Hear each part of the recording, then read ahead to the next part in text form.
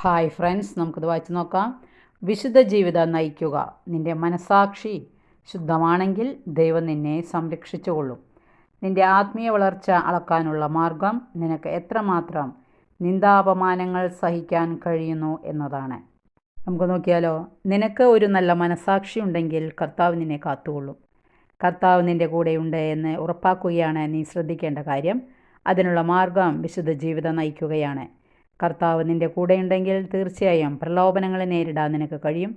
ശാന്തമായി കാത്തിരിക്കാൻ നിനക്കറിയാമെങ്കിൽ തീർച്ചയായും കർത്താവിൻ്റെ സഹായം നിനക്ക് ലഭിക്കും. അവിടുന്ന് നിന്നെ കാത്തുകൊള്ളും. സഹായിക്കാനുള്ള സമയവും മാർഗവും അറിയുന്നവനാണ് അവിടുന്ന്.